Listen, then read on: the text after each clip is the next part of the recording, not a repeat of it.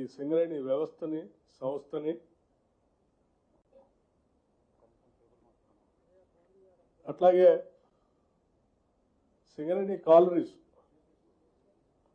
తెలంగాణ రాష్ట్రానికి సంబంధించినంత వరకు ఈ కాలరీస్ ద్వారా రాష్ట్రంలో ఉన్నటువంటి కొన్ని వేల మందికి ఉద్యోగ అవకాశాలు దొరకటమే కాకుండా భవిష్యత్ తరాల వాళ్ళు కూడా బతికించగలమనేటువంటి ఒక నమ్మకం ఈ సంస్థ కొన్ని దశాబ్దాలుగా కల్పిస్తూ వచ్చింది. బొగ్గు నిల్వలు వాడకం ద్వారా తగ్గటమే కాకుండా అదనంగా రావాల్సిన ఈ సింగరేణి కేవలం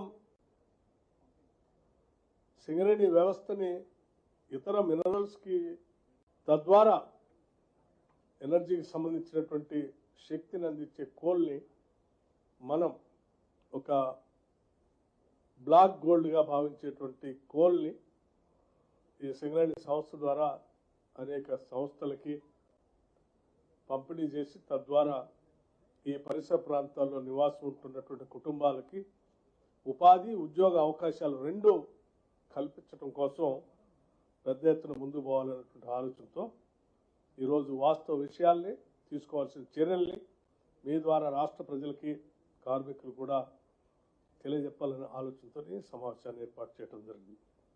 ఇందులో భాగంగా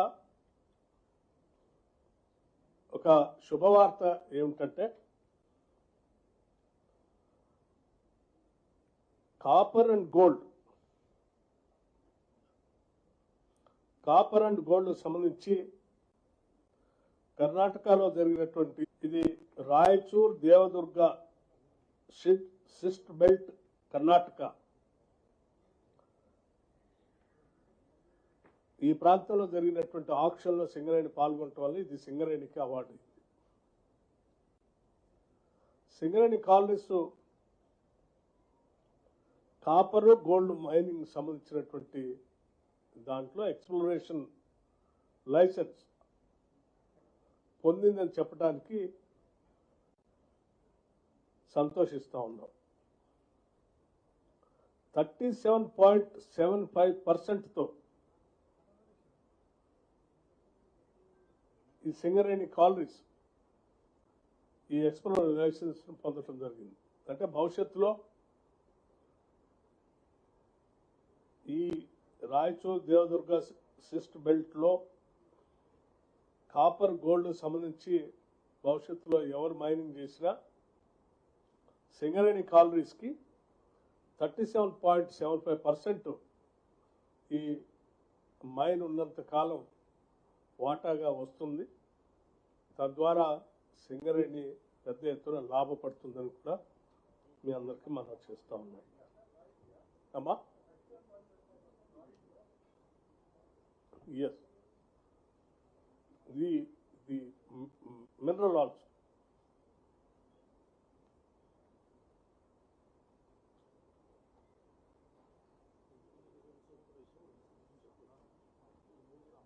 అట్లాగే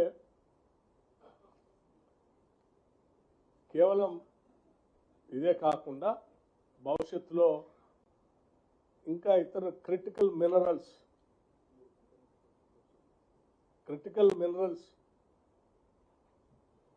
లో కూడా దీని సింగరేణి కాలరీస్ ప్రవేశించాలని, ఈ క్రిటికల్ మినరల్స్ కేవలం దేశంలోనే కాదు ప్రపంచంలో ఎక్కడ దొరుకుతున్నా ఆయా ప్రాంతాలు అక్కడ దొరికే నిల్వలని స్టడీ చేసి సంపూర్ణంగా సింగరేణి కాలరీస్కి సమాచారం ఇవ్వడానికి ఒక కన్సల్టెంట్ కమిటీని కూడా అపాయింట్ చేయడం జరిగింది.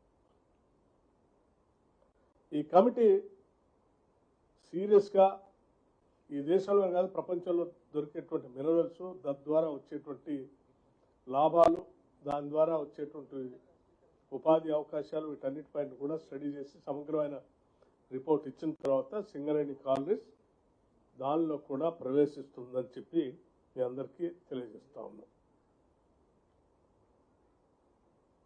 సింగరేణి గ్రీన్ ఎనర్జీ లిమిటెడ్ అంటే కేవలం బొగ్గును ఉత్పత్తి చేయడమే కాకుండా కరెంటు ఉత్పత్తిలో కూడా సింగరేణి కాలనీస్ ఇప్పటికే ప్రవేశించిన విషయం కూడా మీ అందరికి తెలిసింది. జైపూర్ దగ్గర థర్మల్ పవర్ ప్రాజెక్ట్ పెట్టి నడుపుతున్నటువంటి విషయం. మారుతున్నటువంటి పరిస్థితుల్లో ప్రపంచం అంతా కూడా గ్రీన్ ఎనర్జీకి వెళ్ళి దృష్టి పెట్టమని చెప్పి, గ్రీన్ ఎనర్జీకి వెళ్ళి వెళ్ళాలని చెప్పి ప్రపంచం కోరుతున్నటువంటి సందర్భంలో పొల్యూషన్ కంట్రోల్ చేయడానికి సింగరేణి కాలనీస్ కూడా గ్రీన్ ఎనర్జీ దాంట్లోకి భాగస్వామ్యం తీసుకోవడానికి ముందుకు వెళ్తా ఉంది. దీంట్లో భాగంగా ఇప్పటికే కొన్ని ఫ్లోటింగ్ సోలార్ పెట్టింది. భవిష్యత్తులో పంప్ స్టోరేజ్ ప్రాజెక్ట్స్ కూడా పోవాలని ఆలోచన చేస్తూ ఉంది. అట్లాగే మౌంటెడ్ సోలార్ పవర్ ప్రాజెక్ట్స్లో కూడా వెళ్తూ ఉంది. అట్లాగే గ్రీన్ హైడ్రోజన్ సంబంధించి కూడా సింగరేణి కాలనీస్ ఆలోచన చేస్తూ ఉంది. సింగరేణి గ్లోబల్ అని ప్రపంచంలో క్రిటికల్ మినరల్స్ లో పార్టిసిపేట్ చేయడానికి సింగరేణి గ్లోబల్ అని దాని ద్వారా ఒక వ్యవస్థను అవుట్ఫిట్ని ఏర్పాటు చేసుకొని ముందుకు వెళ్ళాలన్నటువంటి ఆలోచనతో పోతా ఉన్నాం. సరే, ఇవన్నీ సింగరేణి అభివృద్ధి కోసం, సింగరేణి వ్యాప్తి చేయడం కోసం సింగరేణికి ఉన్నటువంటి ఎక్స్పర్టైజ్ని వాడుకొని ఈ గ్లోబలైజేషన్లో ఉన్నటువంటి క్రిటికల్ మినరల్స్ని కూడా అందుబాటులో తెచ్చుకొని ఇది ఆర్థికంగా నిలదొక్కుకోవటమే కాకుండా దేశానికి కూడా ఈ క్రిటికల్ మినరల్స్ అందించే క్రమంలో సింగరేణి పాత్ర కూడా ఉండాలనేటువంటి ఆలోచనతో ముందుకు పోతాం. ఇది ఒక భాగం అయితే, కొన్ని సంవత్సరాలుగా ప్రధాన వ్యాపకమైనటువంటి కోల్ బ్లాక్స్ సంబంధించి ఆక్షన్ జరుగుతూ ఉంటే సింగరేణి కాలనీస్ ఆక్షన్స్లో పార్టిసిపేట్ చేయకపోవటం వల్ల కూడా పెద్ద ఎత్తున నష్టం జరుగుతుంది. సింగరేణి కాలనీస్ కంపల్సరీ ఆక్షన్లో పార్టిసిపేట్ చేయాలని సింగరేణి కాలనీస్ సంబంధించినటువంటి కార్మిక సంఘాలు అందరూ కలిసి ఒక రిప్రజెంటేషన్ నాకు ఇవ్వటం జరిగింది. అట్లాగే సింగరేణి సంబంధించిన బోర్డు కూడా వాళ్ళు తీర్మానాలు చేసుకొని దానికి సంబంధించిన సమాచారం కూడా ఇవ్వటం జరిగింది. సో ఇటు కార్మికులు ఇచ్చినటువంటి రిప్రజెంటేషన్ని, బోర్డు తీసుకున్నటువంటి నిర్ణయాన్ని రెండింటినీ కూడా అంచనా వేసి ఎందుకు అసలు కొన్ని రోజులుగా మీరు ఆప్షన్స్లో పార్టిసిపేట్ చేయట్లేదు, ఇప్పుడు ఎందుకు కావాలని కోరుతా ఉన్నారని లోతుగా అధ్యయనం చేసిన తర్వాత కొన్ని నిర్ణయాలు చేయటం జరిగింది. ఆ నిర్ణయాలన్నింటినీ కూడా చేసే ముందు ఎందుకు చేస్తున్నాం అనే అంశాన్ని కూడా మీ ద్వారా కొన్ని సంవత్సరాలుగా ఈ రాష్ట్రంలో ఒక పర్సెప్షన్ క్రియేట్ చేయబడి ఉన్నటువంటి అంశాన్ని, తద్వారా జరిగిన సింగరేణి జరుగుతున్న నష్టాన్ని కూడా మీ అందరికీ వివరించి మీ ద్వారా రాష్ట్ర ప్రజలకి, కార్మికులకు కూడా చేసిన తర్వాత ఈ నిర్ణయం చేయాలనేటువంటి ఆలోచనతో ఈరోజు ఈ ప్రెస్ మీట్ని ఏర్పాటు చేయటం జరిగింది. సింగరేణి కాలనీస్ ఆక్షన్స్లో జరిగే పాల్గొంటే వచ్చే లాభం, పాల్గొంటే వచ్చే నష్టం, ఆ పాల్గొనకపోతే వచ్చే లాభం, పాల్గొనకపోతే వచ్చే నష్టం, ఈ రెండు అంచనాలు కూడా మీ ముందు ఉంచడం కోసం వచ్చిన పవర్ పాయింట్ ప్రజెంటేషన్ కూడా తయారు చేసాం. దయచేసి దాన్ని వీక్షించవలసిందిగా, ఆ ప్రజెంటేషన్ని ఇవ్వాల్సిందిగా సిఎండి బల్లాం నాయక్ గారిని కోరుతా ఉన్నాం. Please continue.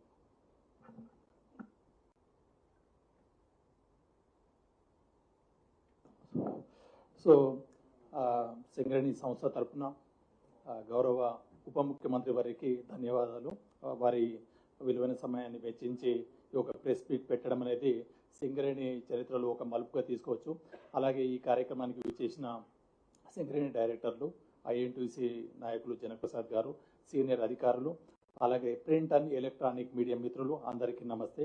సో ఇందాకే గౌరవ ఉప ముఖ్యమంత్రి వర్యులు అన్నట్టు సింగరేణి సంస్థ అంతకుముందు మనం ఒక బొగ్గు సంస్థగానే మనకు పరిచయము. మనం బొగ్గు తెలంగాణ, ఆంధ్రప్రదేశ్, కర్ణాటక, మహారాష్ట్ర, తమిళనాడు ఎన్టీపీసీ రాష్ట్రాలకు మనము సరఫరా చేస్తున్నాము వాళ్ళకి విద్యుత్ అవసరాలకి. ఆ తర్వాత మనము సార్ అన్నట్టు 1200 మెగావాట్ల థర్మల్ పవర్ ప్లాంట్ అని పెట్టాము.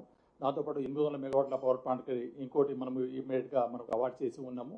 దాంతోపాటు సంస్థ దాదాపుగా బొగ్గు నిల్వలు మనకి ఒక 25 ఏళ్ళకి సరిపడా మాత్రమే ఉన్నాయి. తర్వాత కంపెనీ పరిస్థితి ఏంటి? ఈరోజు సింగరేణి సంస్థ రాష్ట్ర ఆర్థిక స్థితిలో దాదాపుగా 6 జిల్లాల్లోకి 2 లక్షల మందికి ఉపాధి కల్పిస్తున్న సంస్థ. ఈ కనుక బొగ్గు లేకపోతే సంస్థ యొక్క భవిష్యత్తు ఏంటి, మనుగడ ఏంది అనే దానిపైన సార్ ఎప్పటికప్పుడు సమీక్ష చేస్తూ ఏమి చేస్తున్నారు దానిపైన ఇప్పటికే వారు అన్నట్టు వారి సూచనల ప్రకారం గౌరవ ముఖ్యమంత్రి అలాగే గౌరవ ఉప ముఖ్యమంత్రి వర్యుల వారికి సూచనల ప్రకారము మనం క్రిటికల్ మినరల్ కూడా ఎంటర్ కావాలని జరిగింది.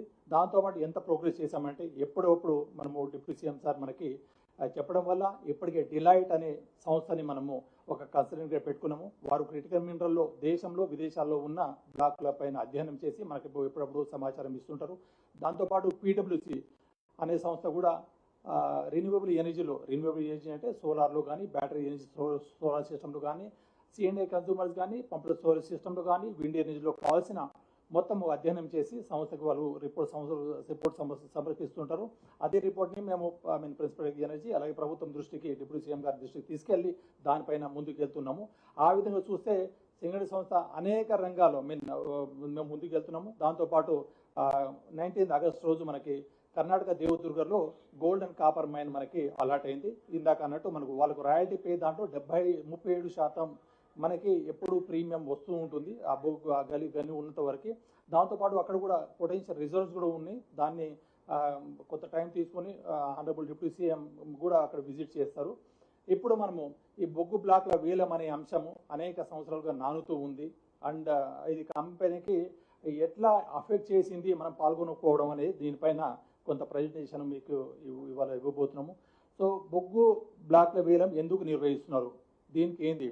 2014లో మనకు సుప్రీంకోర్టు మీకు అందరికీ పరిచితమే, ఏది కోల్గేట్ స్కామ్ అని అనేక రకాలుగా జరిగినాయి. అనేక వార్తలు దాని నేపథ్యంలో సుప్రీంకోర్టు ఏదైనా యాక్షన్ని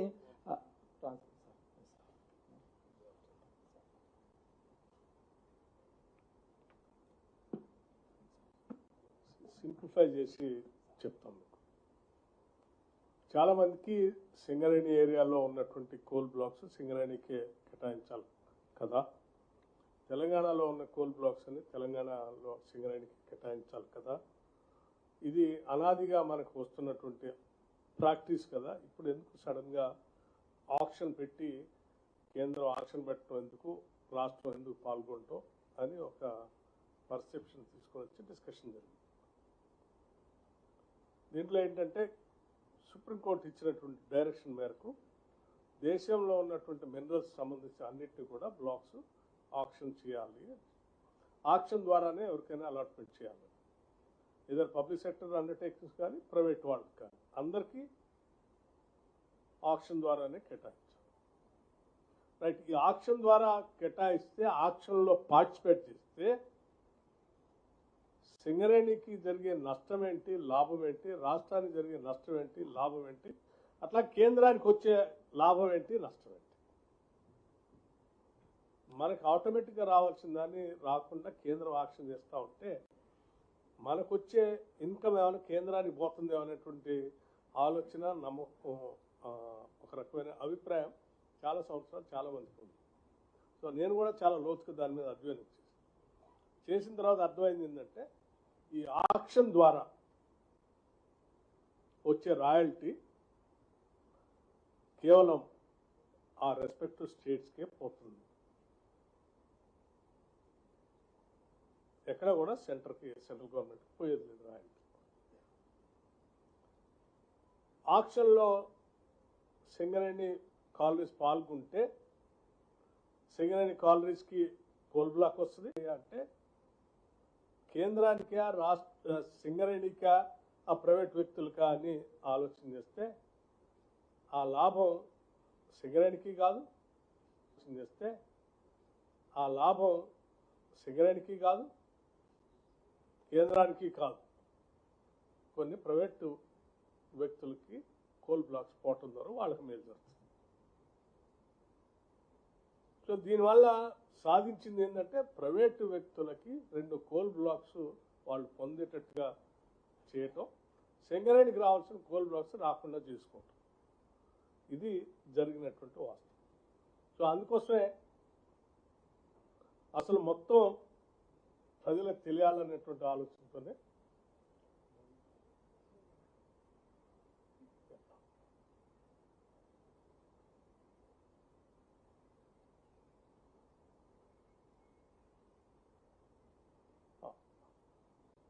సింపుల్.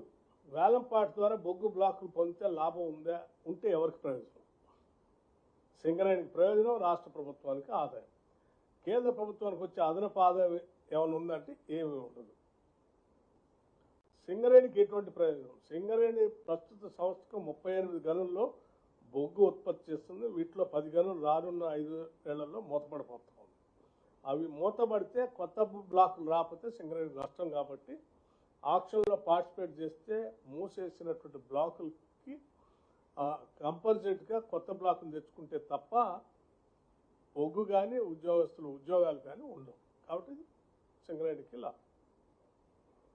అట్లాగే రాష్ట్రానికి కలిగే ఆర్థిక ప్రయోజనం, వేలంపాట ద్వారా వచ్చే రాయల్టీ జనరల్గా 4.5% రాయల్టీ ఆ రాష్ట్రాలకు చెల్లించాలి.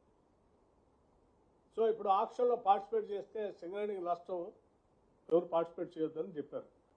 ఏంటి నష్టం సింగరేణికి? ఆక్షన్లో పార్టిసిపేట్ చేస్తే ఒకవేళ 4.5% కట్టాల్సిన సింగరేణి రాయల్టీ ప్రైవేట్ వ్యక్తులు ఇంకో 1% పెంచాడనుకో, ఆ రాయల్టీ రాష్ట్రానికి పోతుంది. సింగరేణి కూడా అదే రాయల్టీ పాడుతుంది. 4.5 నుంచి 6 పాడాడు అనుకో సింగరేణికి బ్లాక్ వస్తుంది, రాయల్టీ ఏమో రాష్ట్రానికి వస్తుంది 6%. వాళ్ళు 7% పాడాడు అనుకో, సింగరేణి 8 పాడితే సింగరేణికి బ్లాక్ వస్తుంది, రాయల్టీ రాష్ట్రానికి వస్తుంది. సో ఏ రకంగా చూసినా దాని మీద వచ్చే రాయల్టీ, వాళ్ళు సింగరేణి రాయల్టీ కడదాం అనుకుంటే ఆ రాయల్టీ రాష్ట్రానికి వస్తుంది, బ్లాక్ ఏమో సింగరేణికి వస్తుంది. రెండు రాష్ట్రానికి కాబట్టి ఈ రెండింటికి ప్రయోజనం. ఒకవేళ సింగరేణి పార్టిసిపేట్ చేయకపోతే నీకు ప్రైవేట్ వ్యక్తులు పోయినటువంటి బొగ్గులో వచ్చే రాయల్టీ మాత్రమే రాష్ట్రానికి వస్తుంది, కానీ పెద్ద బ్లాక్ మాత్రం ప్రైవేట్ వ్యక్తి పోతుంది, సింగరేణికి రా. దానివల్ల పెద్ద ఎత్తున ప్రభుత్వ రంగ సంస్థ అయిన సింగరేణికి రావాల్సిన 1000 టన్నులకు సంబంధించిన కోల్ బ్లాక్స్ కోల్పోయే ప్రమాదం ఉంది, కోల్పోయారు. అట్లాగే అమ్మకం ద్వారా వచ్చేటువంటి ట్యాక్సులు కూడా రాష్ట్రానికే వస్తాయి. అది కూడా అదనపు ఆదాయమే రాష్ట్రానికి. సింగరేణి కోల్ బ్లాక్ వస్తే కోల్ తీసి అమ్మటం వల్ల వచ్చే ట్యాక్స్ ఏదైనా ఉంటే రాయల్టీతో పాటు ట్యాక్స్ కూడా రాష్ట్రానికే వస్తుంది. కేంద్ర ప్రభుత్వానికి ఏంటి లాభం? చాలా మంది ఒక రకమైనటువంటి మిత్ క్రియేట్, మొత్తం మనకు వచ్చేదంతా రాష్ట్రానికి కేంద్రానికి పోతే వాళ్ళకు వచ్చే, కేంద్ర ప్రభుత్వానికి ఇందులో వచ్చే లాభం లేదా రాయల్టీ పోదు, కోల్ బ్లాక్ పోదు.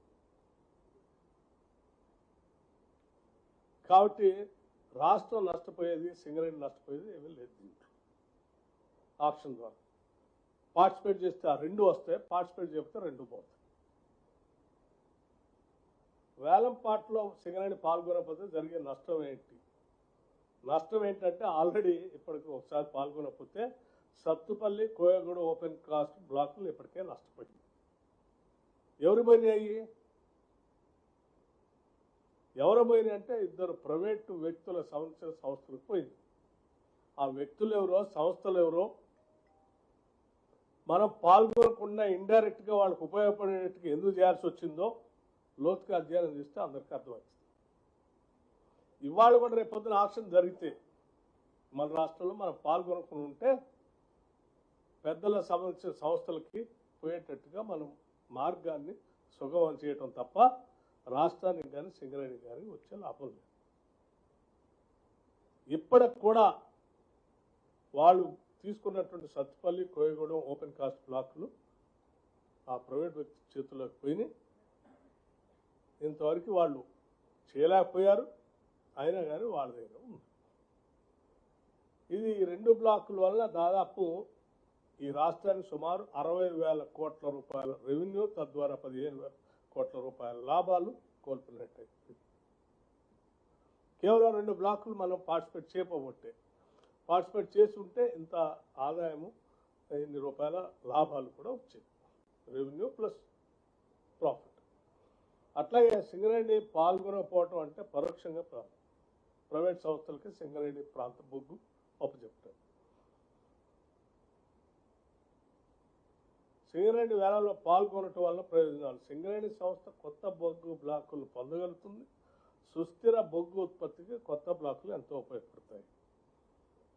పాత గనుల్లో క్రమంగా బొగ్గు నిల్వలు తరిగిపోతున్నందువల్ల కొత్త బ్లాకులు పొందడం సంస్థ మనుగడకి చాలా అవసరం. ఉదాహరణకి ఇటువంటి టేబుల్ ఒకటి తయారు చేసి స్పష్టంగా ఇప్పుడు సింగరేణి గనులు సంబంధించిన బొగ్గు ఉత్పత్తి నియరింగ్ అబౌట్ 72.01 మిలియన్ టన్స్. ఇది ఒకవేళ ఇట్లాగే వదిలేసుకుంటూ పోతే, మనం కొత్త బ్లాకులు తెచ్చుకోకపోతే జరిగే పరిణామం ఎట్లా ఉంటుందంటే చివరికి it will fall up to 31 million tons by 2042-43 కల్లా 72.01 మిలియన్ టన్స్ ఉన్న ఉత్పత్తి 31 టన్నులకి పడిపోయేటువంటి పరిస్థితులు ఏర్పడతాయి. ఈ 31 మిలియన్ టన్నులకు ఉత్పత్తికి పడిపోతే జరిగే నష్టం ఎవరికి అంటే అందులో దాని ద్వారా ఉత్పత్తి అయ్యేటువంటి బొగ్గు రాకపోవటం వల్ల రాష్ట్రానికి నష్టం, సింగరేణి కాలేజ్కి నష్టం. ఇవన్నీ పడిపోతుంది. బొగ్గు బాయిలు అన్ని బంద్ అయిపోతాయి కాబట్టి అందులో పనిచేసే ఉద్యోగస్తులు ఇప్పటికి 40,000 మంది పర్మనెంట్ వాళ్ళు ఉన్నారు. ఇంకో 30,000 మంది అవుట్ సోర్సింగ్ వాళ్ళు పనిచేస్తూ ఉన్నారు. దాదాపు 70,000 మంది ఉద్యోగస్తులు ఇబ్బందులు పడాల్సి వస్తుంది, బదాన పడాల్సి వస్తుంది. వాళ్ళ కుటుంబాలకు సంబంధించిన భవిష్యత్తు ఇవన్నీ బదాన పడాల్సి వస్తుంది. అంటే ఇన్ని వేల కుటుంబాలకు సంబంధించినటువంటి భవిష్యత్తుని, సింగరేణి భవిష్యత్తుని, రాష్ట్ర ఆదాయాన్ని పణంగా పెట్టి ఆప్షన్స్లో పార్టిసిపేట్ చేయకుండా ఈ రాష్ట్రానికి నష్టం జరుగుతుంది. అట్లాగే ప్రైవేటు సంస్థలు కానీ వ్యక్తులు కానీ బ్లాకులు దక్కుతుంటారు. అయినప్పటికీ సంస్థలు రాయల్టీలు, ట్యాక్సులు. సింగరేణి సంస్థ బొగ్గు బ్లాకులు తక్కువ కాబట్టి బొగ్గు ఉత్పత్తి ఉండదు, రాష్ట్ర అవసరాలు బొగ్గు ఇవ్వలేకపోతాం. సో మీకు ఇప్పుడే చెప్పాను ఈ ప్రొడక్షన్ ఎట్లా ఉంటుంది. క్లోజింగ్ మైన్స్ ఉదాహరణకి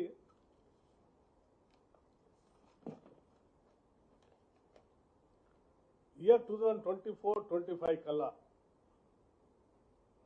క్లోజ్ అయ్యేటువంటి మైన్లు JK5 OC, RGOC 1 express, SRP1 enclave, RK5 enclave, RK6 enclave, RKNT, RKP OC phase 1. ఇవి 2024-25 కల్లా క్లోజ్ అయ్యే పరిస్థితి వచ్చినటువంటి బ్లాక్స్. అలాగే 25-26 కల్లా KTK6 ఎంక్లేవ్, 27-28 కల్లా చూస్తే దాదాపు 10 బ్లాకులు క్లోజ్ అయ్యే పరిస్థితి వచ్చేసి అయిపోయింది. 10 బ్లాకులు అంటే కృష్ణారం OC, PK OC, KOC2, RGOC3, KHGOC, GDK11 enclave, VKP, AK5, RK7, IK1A అంటే నియరింగ్ అబౌట్ 10 బ్లాక్స్ బంద్ అయిపోతాయి. 2032-33 కల్లా ఇంకొక 7 బ్లాక్స్ బంద్ అయిపోతాయి. అట్లాగే 37-38 కల్లా ఇంకొక 4 బ్లాక్స్ బంద్ అవుతాయి. 42-43 కల్లా ఇంకొక 6 బ్లాక్స్ బంద్ అయిపోతాయి. ఇట్లా బ్లాకులన్నీ ఇప్పుడు ఇలాగే కొనసాగితే ఇవన్నీ బంద్ అయిపోతే అదనంగా కొత్త కోల్ మైన్స్ తెచ్చుకోకపోతే సింగరేణి ఉనికే ప్రమాదంలో పడేటువంటి పరిస్థితి ఉంది.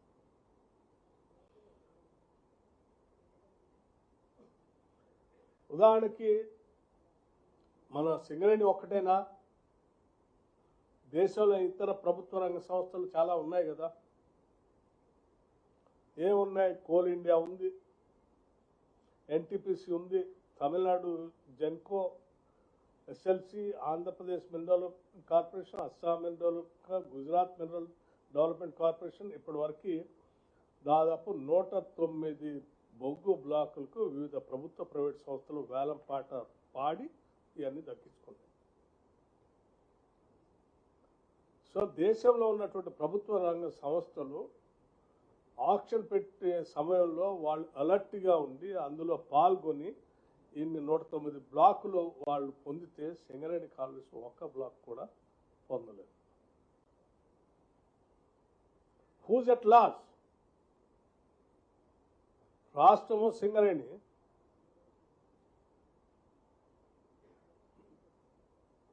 సో ఈ పరిస్థితుల్లో దీనికి యాడ్ చేయండి సార్.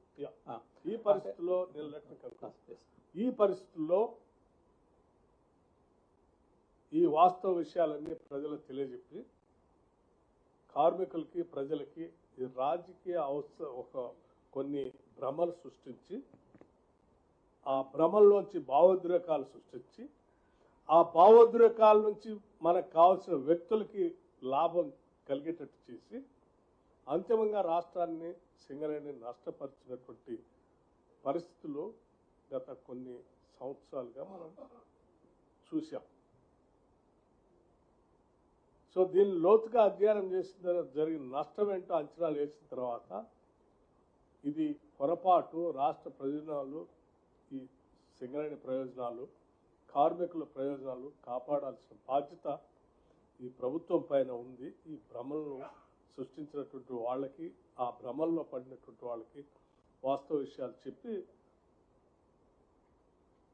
కోల్ బ్లాక్స్ ఆక్షన్ ఎక్కడ జరిగినా సింగరేణి కాలనీస్ పార్టిసిపేట్ చేయాలని చెప్పి అటు కార్మిక సంఘాలు, ఈ బోర్డు తీసుకున్న నిర్ణయాన్ని ప్రభుత్వం కూడా సింగరేణి కాలనీస్ చూస్తున్నటువంటి వాళ్ళు తప్పనిసరిగా సింగరేణిని, రాష్ట్రాన్ని కాపాడే విధంగా మేము నిర్ణయం చేయండి అని చెప్పి వారికి చెప్పడం జరిగింది. ఇది ఈరోజు తీసుకున్నటువంటి నిర్ణయం. సో దయచేసి కేవలం కోలే కాకుండా భవిష్యత్తులో, ఎందుకంటే ఈ రాష్ట్రానికి ఉన్న అతిపెద్ద ప్రభుత్వ రంగ సంస్థ సింగరేణి కాలనీస్, మహానుభావులు ఎప్పుడో స్టార్ట్ చేసి మనకంటే ముందున్నటువంటి పెద్దలంతా దీన్ని కాపాడుకుంటూ ఈ రాష్ట్రానికి వారసత్వంగా ఇచ్చి వెళ్ళారు.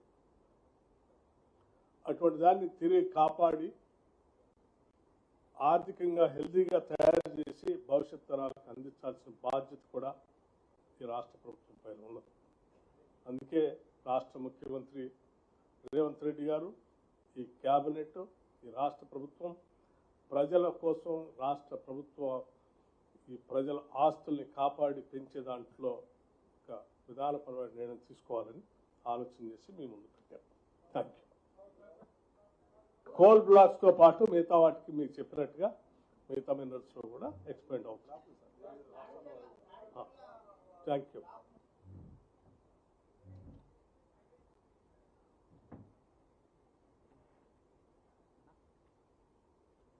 అవగాహన లేకుండా ప్రశ్నలు అడిగితే నేనేం చెప్పలేను. I can't help it.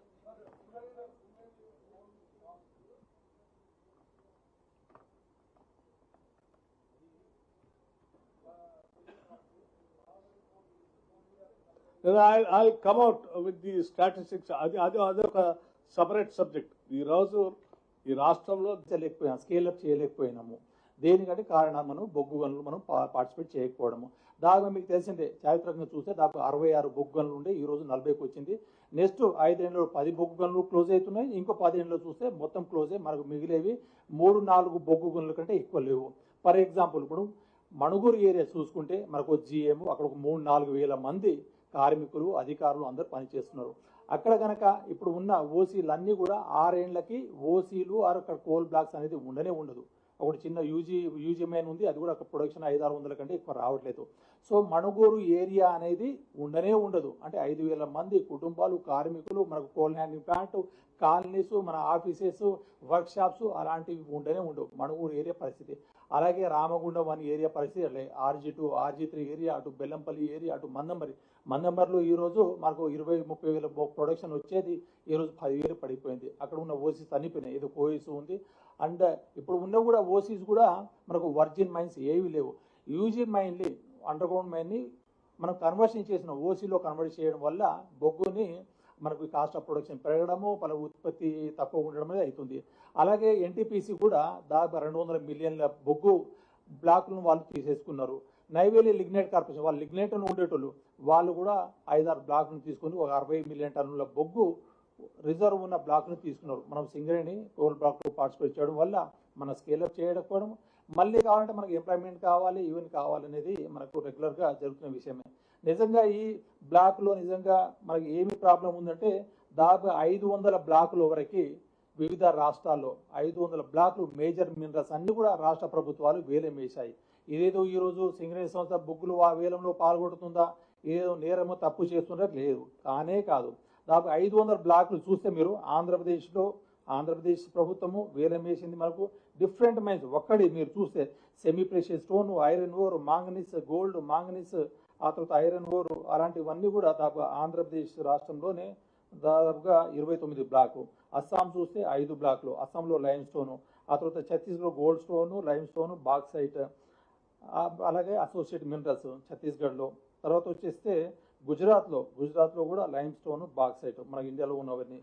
దాదాపు గుజరాత్లో ఒక 40 బ్లాక్లు ఆక్షన్ చేశారు, జార్ఖండ్లో చేశారు. ఇవన్నీ కూడా రాష్ట్ర ప్రభుత్వాలు చేశాయి. గ్రాఫైట్, ఐరన్ ఓర్ లాగా.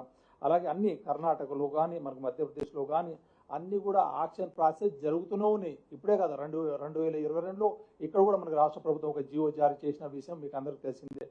అలాగే ఇటు మొన్న కూడా మనం 16 జూలై రోజు మనకు తెలంగాణలో ఉన్న బ్లాక్లు దాదాపుగా 39 బ్లాక్ల కోసము మనం ఒక టెండర్ తీసాము. ఎన్ఐటి మనకు డైరెక్టర్ మైన్స్ అండ్ జియాలజీ వాళ్ళు. సో ఇవన్నీ కూడా ఉండి ఒక కోల్కి ఒక డిఫరెంట్ రీజన్స్ నేను అఫీషియల్గా చెప్పొద్దు, ఎట్లాగో డిప్యూటీ సీఎం గారు చెప్పారు. సో అలాంటి కారణం వల్ల సింగరేణి సంస్థ బొగ్గు వేలంలో పాల్గొనకపోవడం వల్ల అనేక రకాలైన ఇబ్బందులకి అటు మ్యాన్ పవర్ పెరుగుతూ ఉన్నారు. నెక్స్ట్ 5 ఏళ్లలో 8,000 మంది సర్ప్లస్ అవుతున్నారు. నెక్స్ట్ 10 ఏళ్లలో 16 నుంచి 17,000 మంది మనకు సర్ప్లస్ మ్యాన్ పవర్ అవుతున్నారు. వీళ్ళని ఎక్కడ ఎంగేజ్ చేయాలి? ఇవన్నీ కూడా చేయడం వల్ల మళ్ళీ బొగ్గు కాస్ట్ మన పెరగడము, మార్కెట్లో కాంపిటేటివ్ కాకపోవడము వల్ల అనేక సమస్యలు అవుతున్నాయి. ఇప్పటికే బొగ్గు కాస్ట్ ఎక్కువ ఉందని మళ్ళీ ఆ సబ్జెక్ట్ రావద్దు, కానీ మళ్ళీ ఇప్పటికే కర్ణాటక, మహారాష్ట్ర, తమిళనాడు ఎన్టీపీసీ వాళ్ళు లెటర్ ఇచ్చారు మేము బొగ్గు కావద్దని. ఇవన్నీ కూడా ఎందుకు అవుతుంది? మళ్ళీ అదే బొగ్గు కనుక మనం తీసుకుంటే ఏదైనా మనకు ఉన్న మ్యాన్ పవర్ తోటే మనకున్న ఇన్ఫ్రాస్ట్రక్చర్, కోల్ హ్యాండ్లింగ్ ప్లాంట్ కానీ, రైల్వే లైన్ కానీ, రోడ్ లైన్ కానీ, కాలనీ కానీ ఉన్న ఆఫీసర్లు, ఉన్న అధికారులతోటి దాదాపు 80 నుంచి 90 మిలియన్ టన్నుల దాకా మనము దాదాపు 100 మిలియన్ టన్నుల దాకా బొగ్గు ప్రొడక్షన్ చేసే సామర్థ్యం ఉంది. కానీ చేయట్లేదు. ఎందుకు చేయట్లేదు? మనకు బొగ్గు గనులు లేవు. మరి బొగ్గు గనులు ఎందుకు తీసుకోలేదు? మళ్ళీ మీకు తెలిసిందే సార్ చెప్పిన విషయాలు. సో ఇవన్నీ కూడా నిజంగా చెప్పాలంటే ఎంత వేల కోట్ల 50-60 కోట్ల వేల కోట్ల నష్టం ఈ బొగ్గు గనులు మనం తీసుకుపోవడం జరిగింది. సో దానికోసం ఎప్పుడు మనకు బ్రీఫ్ చేస్తూ మనకు గౌరవ సీఎం గారికి, డిప్యూటీ సీఎం సార్కి బ్రీఫ్ చేయడం వల్ల మళ్ళీ దీనికి అడిగిన విషయం ఏంటి, మీరు కేంద్ర ప్రభుత్వం దీనికి లాభం ఉందా అంటే లేదన్నారు. లేదంటే మీరు ఎందుకు పాల్గొన్నారు? సో ఇది అంత మిత్, ఒక భ్రమ వల్ల, ఒక అనుమానాల వల్ల ఇవన్నీ కూడా ఇబ్బందులు అయినాయి. సో దీంట్లో కేంద్ర ప్రభుత్వానికి దానికి ఆదాయం వచ్చేది ఉండదు. ఏదైనా ఉంటే రాయల్టీ మనం రాష్ట్ర ప్రభుత్వానికి రాయల్టీ ఇస్తాము. అడిషనల్ సార్ ఈ తెలంగాణ వాళ్ళు ఇచ్చింది సార్ మనకు ఈ దేశంలో 500 బ్లాక్స్ ఇవి చేశారు సార్. సబ్ క్వశ్చన్ అమ్మా జిఎస్టీ రెవెన్యూ లేకపోతే కోల్ మీద కోల్ మీద జిఎస్టీ పెంచడం వల్ల రేటు పెరిగినా కానీ అవసరం అయితే తగ్గదు కదా. అవసరాన్ని తగ్గించలేము కదా. Production for example thermal power production ఉంటుంది. ఆ ప్రొడక్షన్ అవసరమైతే కోల్ కొనాల్సింది. స్టీల్ ఇండస్ట్రీ ఉంటుంది, కొనాల్సింది. అమ్మా సహజంగా ఇన్పుట్ కాస్ట్ పెరిగినప్పుడు పెరుగుతుంది కదా. కొంత ఇన్పుట్ కాస్ట్ పెరిగినప్పుడు పవర్ ప్రొడక్షన్ కాస్ట్ పెరుగుతుంది ఆటోమేటిక్. లెట్స్ సీ ఏం చేయాలనేది రాష్ట్ర ప్రభుత్వం ఆలోచిస్తుంది. జిఎస్టీ అండ్ రిలేటెడ్ ఇష్యూస్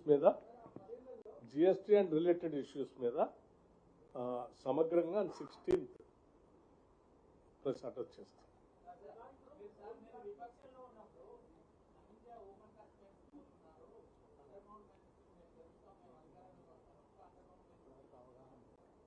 అసలు కొత్త బ్లాక్సే తీసుకుంటే కదా.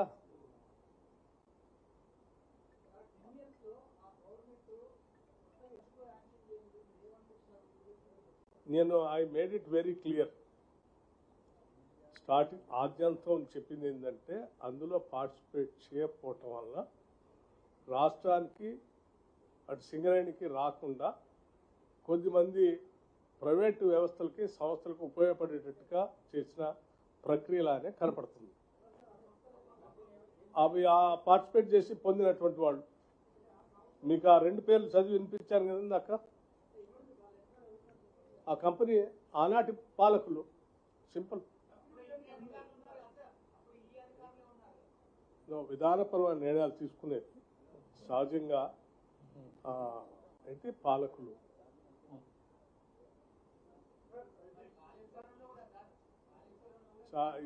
You discuss related.